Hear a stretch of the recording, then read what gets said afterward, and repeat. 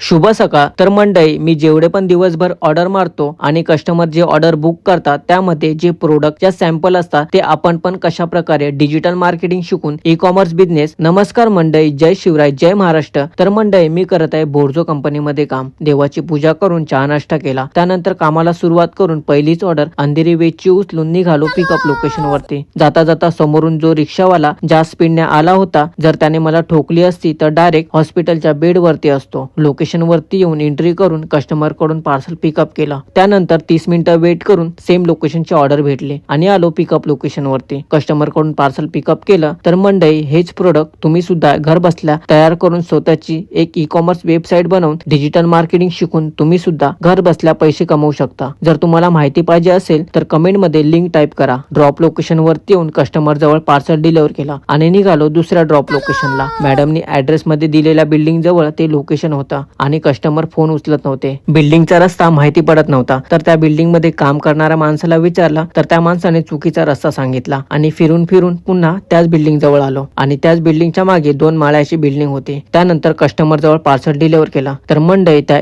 माणसाने मला चुतिया बनवले आणि माझं एवढं डोकं फिरलं ना, समोर जर दिसला असता जो शिव्याच घातल्या असत्या, कारण की त्याच बिल्डिंगच्या आतून रस्ता होता जायला. त्यानंतर 30 मिनिटांनी एकाच वेळी बोरवली वेस्ट सेम लोकेशनच्या 2 ऑर्डर उचलून पिकअप लोकेशन वरती येऊन कस्टमर कडून पार्सल पिकअप केलं आणि दुसरं पण पिकअप लोकेशन बाजूलाच होतं. कस्टमर कडून पार्सल पिकअप करून निघालो ड्रॉप लोकेशनला. लोकेशन वरती येऊन दोन्ही पण पार्सल डिलिव्हर करून आज काम लवकर बंद केलं आणि तब्येत पण ठीक नव्हती वाटत. तर मंडळी, व्हिडिओ शेवटपर्यंत पाहिला असेल तर भावाला फॉलो नक्की करा आणि व्हिडिओ आवडल्यास शेअर पण नक्की करा.